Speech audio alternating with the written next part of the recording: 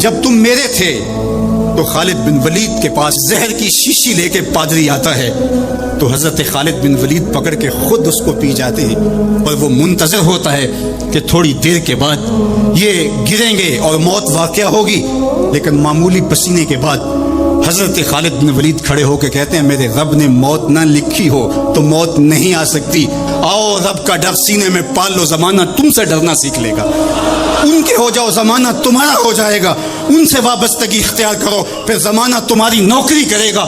پھر میں اقبال کے لہجے میں کہنا چاہوں گا کہ محمد سے وفا تو نے تو ہم تیرے ہیں، یہ جہاں چیز ہے کیا لوح و قلم تیرے ہیں۔ پھر کائنات تمہاری باج گزار ہوگی، تمہاری دہلیز کی لونڈی ہوگی، زمانہ تمہارا نوکر ہوگا، شرط یہ ہے تم امت بن کے دیکھو۔ تم نے امت بننا ہے، تم نے رسول اللہ کا غلام بننا ہے، تمہارا لب و لہجہ بتائے ہم حضور کی امتی ہیں، تمہارا طرز زندگی بتائے تم حضور کی امتی ہو، تمہارا کردار بتائے تم ترازو پہ کچھ تول رہے ہو تو لوگ دوسری طرف بھی منہ کر کے کھڑے ہو جائیں یہ غلط نہیں تول سکتا، یہ امت رسول ہے۔ تم بول رہے ہو لوگوں کو یقین ہو کہ یہ جھوٹ نہیں بول سکتا، یہ رسول اللہ کا امتی ہے۔ تمہارا طرز زندگی بتائے میں امت رسول ہوں، تمہاری وحدت تمہارا زور ہے، تمہاری طاقت ہے، تمہاری توانائی ہے۔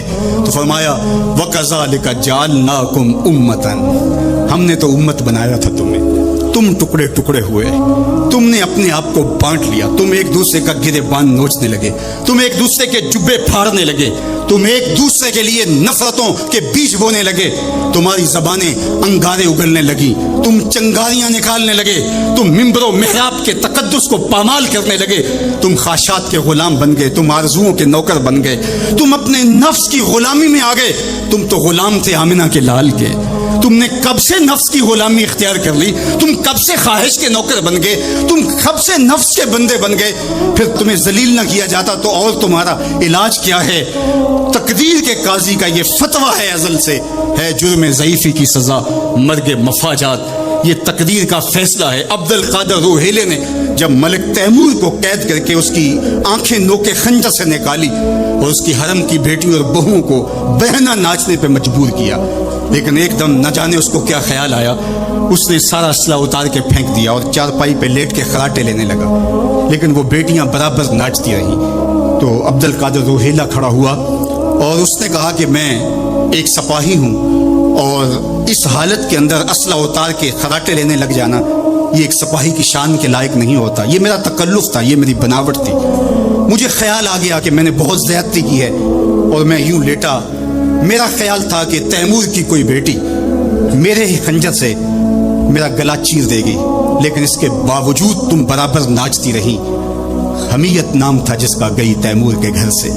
اس نے کہا کہ اب میں حق بجانب ہوں جو میں نے آپ کے ساتھ کیا، اس لیے کہ میرے خنجر کو پڑا ہوا دیکھ کے اور مجھے خراٹے لیتے ہوئے دیکھنے کے باوجود بھی جب تم ناچ رہی ہو تو پھر میں نے غلط نہیں کیا، تمہارا علاج یہی تھا۔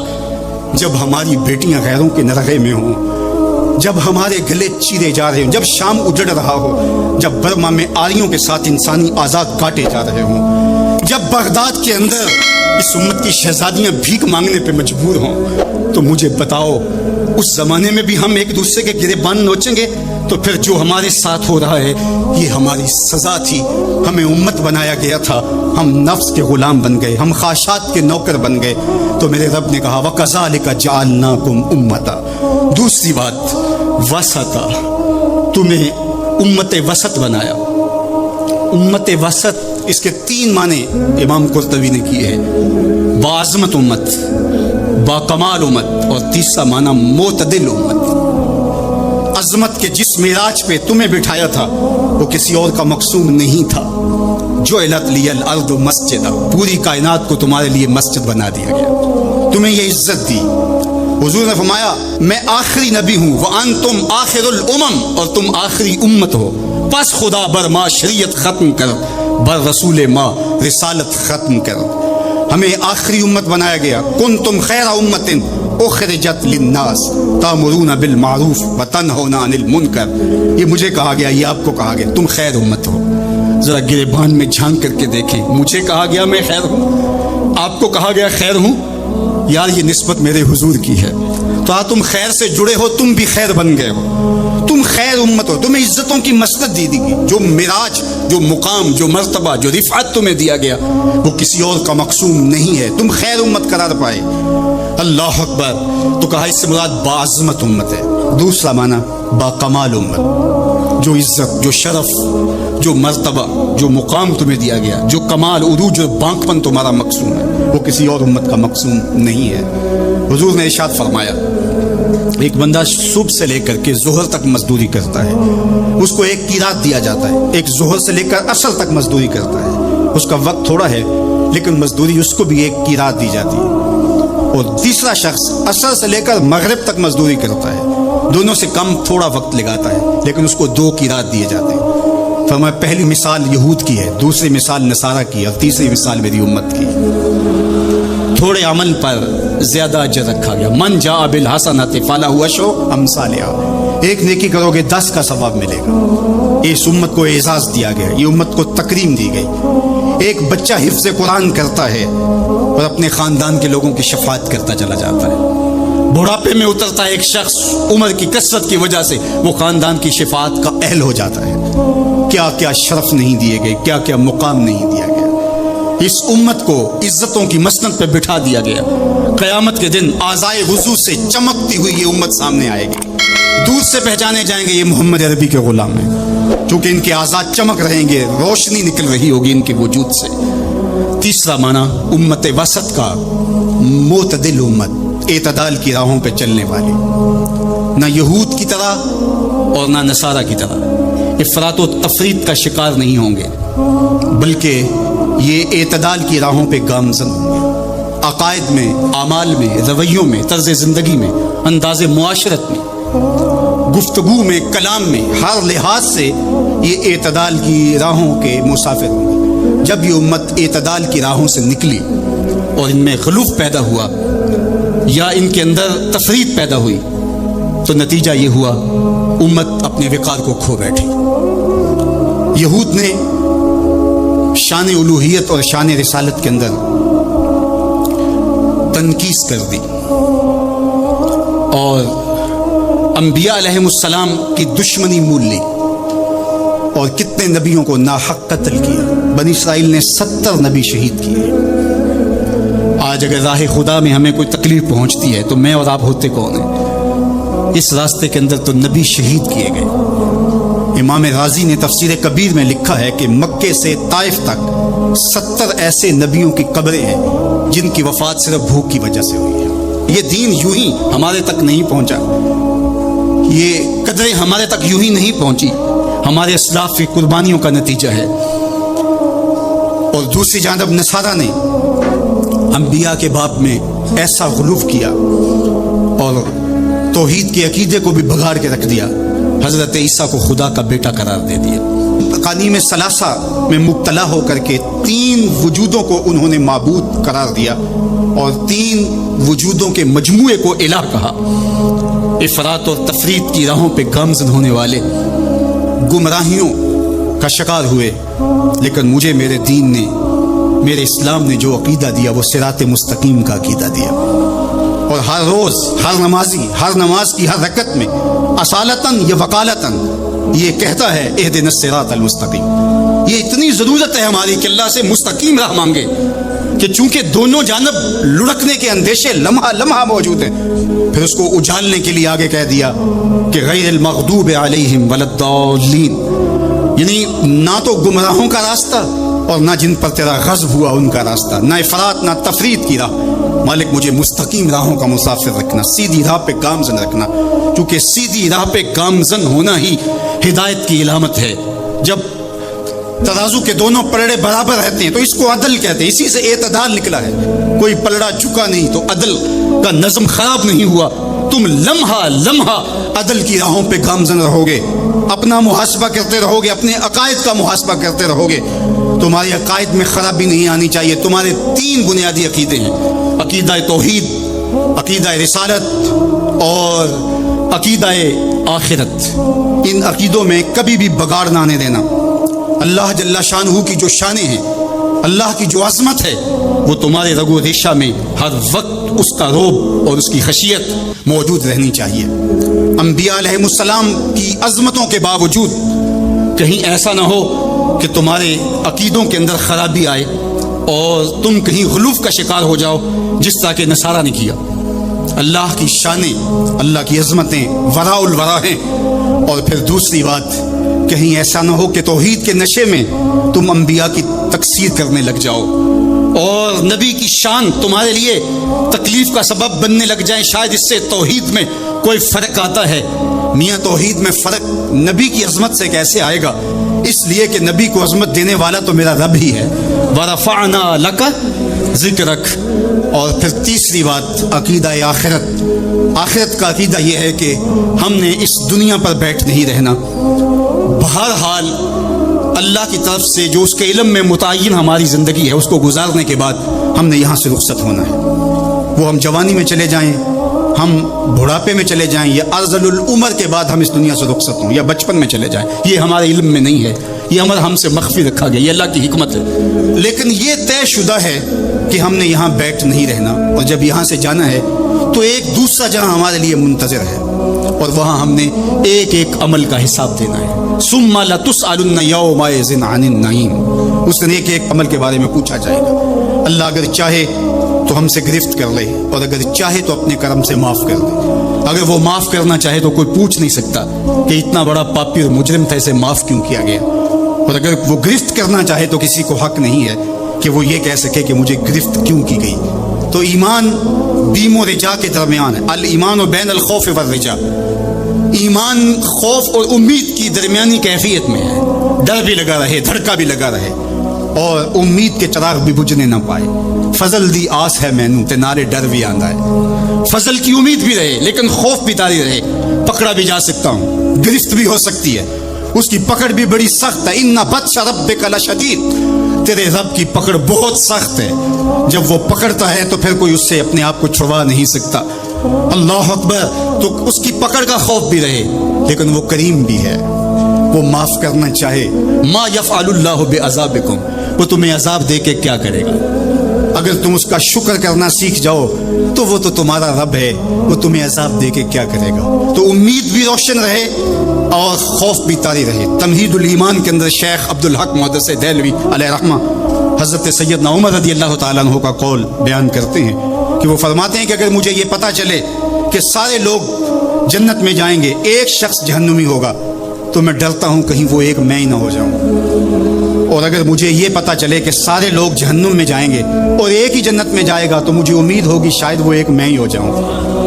اور ہم کہتے ہیں فلاں اگر جنت میں چلا گیا، فلاں اگر بخشا گیا تو میں بھی چلا جاؤں گا۔ ہم نے اپنی آخرت دوسرے سے جوڑ دی، فلاں بخشا گیا تو میں بھی بخشا جاؤں گا۔ وہ کہتے ہیں اگر سارے جنت میں جائیں، یہ خبر ہو کہ ایک نے جہنم میں جانا ہے، تو میں ڈرتا ہوں کہیں وہ ایک میں ہی نہ ہو جاؤں، وہ میں ہی نہ پھنس جاؤں۔ ایک بچہ تھا، گھر سے روتا ہوا نکل گیا اور جنگلوں کے اندر آنسو بہاتا ہے۔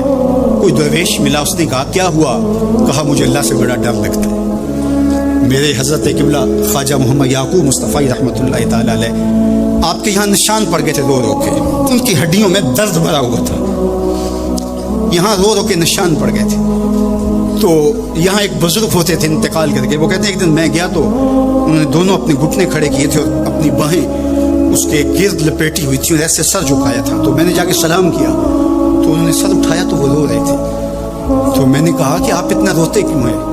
تو وہ کہتے ہیں کہ ان کے انداز نے میرے اندر درد بھر دیا۔ انہوں نے ایسے سر اٹھایا اور کہا اس سے ڈر آتا ہے، اس سے ڈر آتا ہے۔ کرم دی آس ہے مینوں تے نالے ڈر بھی آندا ہے، فضل دی آس ہے مینوں تے نالے ڈر بھی آندا۔ یہ امید کہ میری بخشش و مغفرت ہو، اور یہ خوف کہ اگر میں پکڑا گیا۔ تو وہ بچہ رو رہا تھا، تو اس فقیر نے پوچھا بیٹے کیوں رو رہے؟ کہ اللہ کا ڈر آتا۔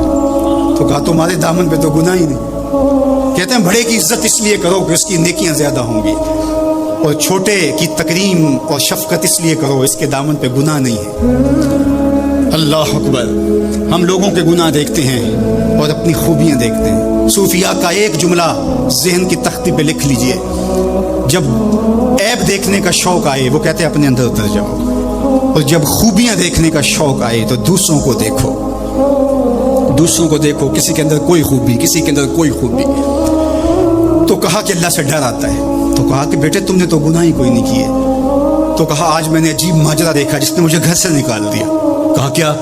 کہا کہ میری ماں کھانا پکانے کے لیے چولہے میں آگ جلانے لگی تو اس نے لکڑیاں رکھی تو لکڑیوں کو آگ نہیں لگ رہی تھی تو اس نے چھوٹی چھوٹی لکڑیاں توڑ کے پہلے نیچے رکھی اور پھر ان کو آگ لگائی. ان کو آگ لگی تو پھر بڑی لکڑیوں کو بھی لگی. تو میں روتا ہوا گھر سے بھاگ آیا ہوں جنگل میں. کہیں ایسا نہ ہو کہ قیامت کے دن بڑے بڑے مجرموں کو آگ نہ لگے تو چھوٹے چھوٹوں کو رکھ دیا جائے. تو جب خوف سرایت کرتا ہے تو یہاں عمر نہیں دیکھی جاتی. اور بڈھا پاپی سب سے بدترین شخص وہ ہے جو بڑھاپے کے باوجود بھی بدکاری نہیں چھوڑتا. کہتے ہیں جب کوئی بندہ 40 سال کا ہوتا پھر اس کا عذر باقی نہیں رہتا. 40 سال تک اس کا عذر باقی رہتا ہے، لیکن جب 40 سال کا ہو جائے اب سننے کو حولت میں آ گیا، اب اگر وہ گناہ کرتا ہے تو کوئی عذر نہیں ہے. ہڈیاں کمبن گوڈے کھڑکن تے اڑ گیا لک تیرا، اجے بھی بدیوں باز نہ آئے جیو مرد دلیرا. یا ایھا الانسان ما غرک بربک الکریم. میرا رب پکار پکار کے کہہ رہا ہے او بھاگنے والے انسان آجا پلٹ کے، تیرا رب بڑا ہی کریم. میں یہ بات 100 بار کہی، میرے سننے والے مجھ سے 1000 بار سن چکے ہیں، لیکن لفظوں کی چاشنی اور امید کی ایسی جگمگاتی کرنیں روشن ہوتی ہیں کہ دل میں چراغاں ہو جاتا ہے. اور جب میں یہ بول رہا ہوتا ہوں تو میرے اندر پھول جھڑیاں پھوٹ رہی ہوتی ہیں اور اللہ کے تشکر کے اندر درد کی کیفیت بھی پیدا ہو رہی ہوتی ہے کہ وہ رحمت بھرے لہجے میں پکار کے کہہ رہے سرکش کو، متمرد کو، باغی کو جو اس کی دہلیز چھوڑ کے بھاگ گیا، او بھاگنے والے آجا پلٹ کے، تیرا رب بڑا ہی کریم ہے. کوئی ایسے بھی آواز دیتا ہے، کوئی ایسے بھی مجرم کو پکارتا ہے. یہاں رک کے میں ایک اور جملہ بھی کہنا چاہتا ہوں. اعتدال میں حقوق اللہ اور حقوق العباد کی جو لوگوں نے تقسیم کی اور اس کا اپنا معنی متعین کیا وہ ایک مشہور تو ہے لیکن حقیقتاً وہ معنی متعین نہیں ہے. اللہ کے حق فائق ہیں مخلوق کے حق سے. عمومی طور پہ کہا جاتا ہے یار حقوق اللہ کی خیر ہے بس حقوق العباد کا خیال رکھو، یہ عمومی بات کہی جاتی ہے. تو یہ بات اچھی طرح ذہن نشین کریں، یہ بھی آپ کے اعمال میں اور آپ کی افکار میں اور آپ کے نظریات میں غلط پیدا ہو گیا کہ آپ نے اللہ کے حق کو کمتر سمجھ لیا اور مخلوق کے حق کو غالب سمجھ لیا. ایسا نہیں ہے، اللہ کے حق سب سے زیادہ ہیں. اللہ تعالیٰ قرآن مجید میں ایک موقع پہ ارشاد فرمایا وما قدر اللہ حق کا قدر، انہوں نے اللہ کی قدر کا حق ہی ادا نہیں کیا. وہ تمہارا خالق لگتا ہے، خالق کے بڑھ کے حق کس کے زیادہ ہو سکتے ہیں؟ تو جو مختلف روایات کے اندر حقوق العباد کی طرف توجہ دلائے گی تو اس کا مطلب یہ ہے، مفہوم یہ ہے کہ اللہ تو کریم ہے، وہ معاف کر دے گا، بندہ تو معاف نہیں کرے گا. بالخصوص قیامت کے دن جب پھنس گیا اور اس کی اپنی بدعمالیاں بھی اس کے پاس ہوئی اور کسی نے اس کا حق غصب کیا ہوا ہوگا تو پھر کیا ہوگا؟ اب وہ تو خود پھنسا ہوا ہے تو وہ کبھی نہیں چھوڑے گا. اب اللہ تعالیٰ کس طرح اس معاملے کا حل فرمائے گا کہ یہ شخص جس نے حق کھایا ہے، جس نے زیادتی کی ہے، تو اس دوسرے شخص کو اپنی نیکیاں دے گا. نیکیاں لینے کے باوجود بھی اگر وہ پاپی اتنا بڑا ہے کہ ابھی بھی کام نہیں بنتا اور اس کے ذمے قرض بھی باقی رہ گیا تو پھر یہ اس کو اپنے گناہ دے گا. تو اب قیامت کے دن کون چھوڑے گا؟ جہنم کی دہکتی ہوئی آگ سامنے ہوگی اور ایک بندہ پھنسا ہے اور یہ بھی پھنسا ہوا ہے تو اس کی جان اس کو اپنے گناہ دے کے اس کی نیکیاں لے کے چھوٹ رہی ہے تو وہ کیسے معاف کرے گا؟ وہ نہیں معاف کرے گا. اس لیے اس معنی کے اندر کہا کہ حقوق العباد میں کوتاہی نہ کرنا، اس لیے کہ اس کی معافی نہیں کرے گا. وہ اس کے پاس ایک چیز ہاتھ لگ جائے گی وہ تو غنیمت سمجھے گا. تو اس کا یہ مطلب بھی کہیں نہیں ہے کہ بندے کے حق کہیں غالب اور زیادہ ہیں، اللہ کے حق کم ہیں. جو حق بندے کا اللہ پر ہے، اللہ نے تو پیدا کیا ہے. الذی خلقک فسواک فعدلک، کہا تیرے حق میرے اوپر زیادہ ہیں اس لیے کہ میں تیرا خالق لگتا ہوں. میں آپ سے پوچھتا ہوں اس دنیا پر، اس عالم رنگ و بو میں، اس مادی کائنات میں سب سے زیادہ آپ کے کندھوں پر کس کے حق ہیں؟ تو آپ سب کہیں گے ماں کے حق. حضور سے بھی پوچھا گیا من ابر ہو، حضور میں سب سے زیادہ کس کے ساتھ حسن سلوک کروں؟ یہ حضور سے سوال کیا گیا تو میرے آقا کریم نے فرمایا امکت، اپنی ماں کے ساتھ. تو اس نے پھر دوبارہ سوال کیا، پھر حضور نے فرمایا کہ اپنی ماں کے ساتھ. پھر کہا حضور میں سب سے زیادہ نیکی کس سے کروں؟ میری نیکیوں کا، میرے حسن سلوک کا سب سے زیادہ حقدار کون ہے؟ تو آقا کریم نے فرمایا امکت، تیری ماں. تو پھر اس نے چوتھی مرتبہ کہا تو حضور نے فرمایا تیرا باپ. تو 3 مرتبہ حضور نے ماں کا ذکر کیا. علماء نے یہاں لکھا کہ والد اولاد کی تربیت کرنے کے لیے مشقت سہتا ہے، کمائی کرتا ہے، یہ ایک مرحلہ ہے اس کا.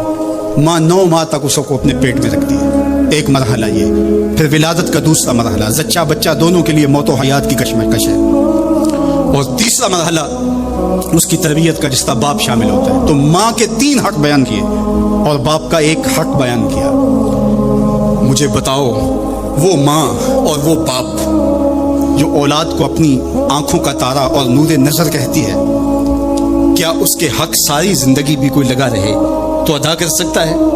کسی نے کہا کہ میں نے ماں کو اپنے کندھوں پہ اٹھا کے حج کروایا اور موسم میں حدت اور گرمی اتنی تھی کہ اگر گوشت کا ٹکڑا زمین پہ پتھر پہ ڈال دیا جاتا تو وہ بھن کے کباب بن جاتا، کیا میں نے اپنی ماں کا حق ادا کر دیا؟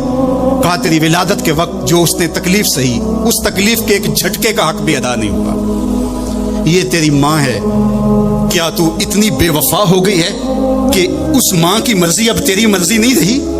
وہ باپ جس کی ہڈیاں بھی درد کر رہی ہیں اور وہ مزدوروں والے اڈے پہ بیٹھا ہے، اور جب کوئی مزدور لینے آتا ہے تو اس سے صحیح طرح سے اٹھا بھی نہیں جاتا، پھر بھی کلی والا ڈبہ اٹھا کے آگے بڑھتا ہے، اور مزدور لینے والے شخص کے ساتھ لپٹ کے چمٹ کے کہتا ہے کہ بابو مجھے لے جاؤ، 10 روپے کم دے دینا، میں نے اپنی بیٹی کی کالج کی فیس دینی ہے۔ وہ باپ جس کی ہڈیاں دکھ رہی ہیں اور جا کے دیوار پر کلی کر رہا ہے، اس کی کمائی سے کالج میں پڑھنے والی بیٹی کو ایک خاتون ایک سجے ہوئے دفتر میں بٹھاتی ہے اور کہتے تو پدر شاہی نظام کے خلاف بغاوت کر، تیرا جسم تو تیری مرضی ہونی چاہیے، باپ ہوتا کون ہے؟ وہ بیٹی اس کے منہ پہ تھپڑ مارے، وہ کلی کر کے میرا پیٹ پالتا رہا اور میری فیسیں ادا کرتا رہا، میں تو اپنے بدن اور اپنی زندگی کی ایک سانس بھی اپنے باپ کے نام کر دوں، حق پھر بھی ادا نہیں ہو سکتا ہے۔ میرا باپ میری تعلیم کا ضامن ہے، میری زندگی کا ضامن ہے، میری عزت اور آبرو کا پہرے دار ہے۔ اللہ اکبر، معاشرہ بدل گیا، حالات کے تیور تبدیل ہو گئے، بغاوتیں بھر گئیں، وفاؤں نے دم توڑ دیا، مغرب کی تہذیب سوائے تکلف کے اور کچھ نہیں ہے، اور چہرہ جو روشن نہ ہو تو کیا حاجت گلگونہ فروش، نئی تہذیب تکلف کے سوا کچھ بھی نہیں ہے۔ یہ مغربی تہذیب کی یلغار نے مرد آوارہ، بیکارو، زن، قمار باش کیا معاشرہ تخلیق کیا جا رہا ہے۔ میرے حضور کے غلاموں، آؤ ہم نے دین حضور سے لینا ہے، اور یہ سارے چونچلے اور یہ ساری مغربی وظیفہ خور تنظیمیں یہ دم توڑ کے رہ جائیں گی اس کائنات کے اندر، اور اس وطن کے اندر جھنڈا لہرائے گا تو محمد عربی کے نظام کا ہی لہرائے گا۔ ہم حضور کے دین کو کھڑا کرنے کے لیے اور حضور کے نظم کو غالب کرنے کے لیے اپنی زندگی کے ایک ایک سانس کو حضور کے نام وقف کریں گے۔ میری زندگی کا مقصد تیرے دین کی سرفرازی، میں اسی لیے مسلمان، میں اسی لیے نمازی، میری زندگی کا ایک ایک لمحہ حضور کے دین کے لیے، حضور کے نام کے لیے۔ تو حقوق والدین کے جو ہے وہ بہت سارے ہیں، کہا تو اس کے ایک درد کے جھٹکے کا جواب بھی نہیں دے سکا۔ ماں اولاد سے جو محبت کرتی ہے اور جو ماں کے حق ہیں وہ اتنے زیادہ ہیں کہ کسی پیمانے میں اس کو تولا نہ جا سکے۔ میں کہا کرتا ہوں سمندر کی پاتال تک تو کوئی پہنچ گیا ہوگا، لیکن ماں کے پیار کا کنارہ آج تک کسی نے نہیں پایا۔ یہ سڑکوں کے کناروں پر بڑے بڑے ہیوی ترازو نصب کر دیے گئے ہیں، پورا کنٹینر تول لیا جاتا ہے، لیکن آج تک ایسا ترازو میں نے نہیں دیکھا جس پر ماں کے پیار کو بھی تولا جا سکے۔ ماں جب بولتی ہے تو اس کے لہجے میں جبریل بولتا ہے، ماں جب مسکراتی ہے تو لگتا ہے جنت کی ساری کلیاں کھل اٹھی ہیں۔ اللہ نے ماں کے سینے میں وہ درد، وہ درک، وہ محبت، وہ چاہت، وہ پیار کا جہاں آباد کر دیا کہ سید خورشید گیلانی نے کہا تھا کہ اونچے ہوٹلوں میں کھانا کھانے میں وہ سرور کہاں جو چولہے پر بیٹھ کے ماں کے ہاتھوں سے پکی ہوئی چپاتیاں کھانے میں ملتا ہے۔ اور کہا اونچے اونچے اسٹیجوں پہ حضرت صاحب، عالی جناب، مفتی صاحب، قبلہ عالم، کیا کیا لفظ سننے کو ملتے ہیں، لیکن ان لفظوں میں وہ چاشنی کیا جو ماں کی زبان سے اوئے مٹھو اور اوئے ببلو کے اندر رکھی گئی ہے۔ ماں کے سینے میں تڑپتی ہوئی ممتا اور محبتوں کا جہاں، اس کی کوئی مثال ہی نہیں ہے۔ ماں کو اتنا پیار کیوں ہے اور ساری زندگی ماں کے حق ادا کرتا رہے پھر بھی حق ادا نہ ہو، کیوں؟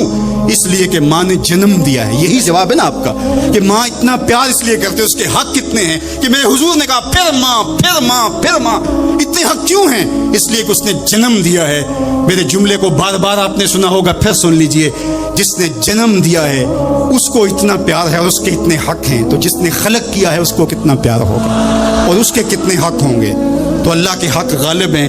تو یہ جو حقوق العباد کی تلقین کی جاتی ہے تو اس کا مفہوم یہ ہے کہ اس کی معافی نہیں ہوگی۔ انسان ہے، نہیں معاف کرے گا، وہ کریم ہے، معاف کر دے گا۔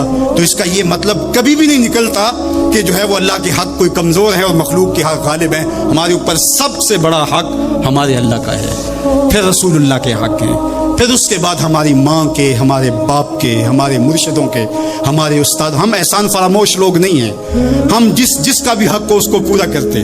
مولا کائنات سیدنا علی المرتضیٰ فرماتے ہیں جس نے مجھے ایک حرف بھی پڑھایا اس نے مجھے اپنا غلام بنا لیا. ہم تھوڑی سی عزت ملنے پر آنکھیں سر پہ نہیں رکھ لینے والے لوگ.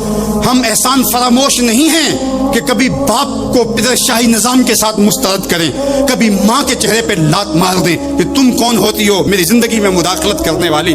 ہم تو رشتہ بھی کرنا ہوتا ہے تو بوڑھی دادی امی سے بھی پوچھتے ہیں، جب تک وہ ہاں نہیں کرتی تو گھر کے اندر ماحول ہی نہیں بنتا ہے.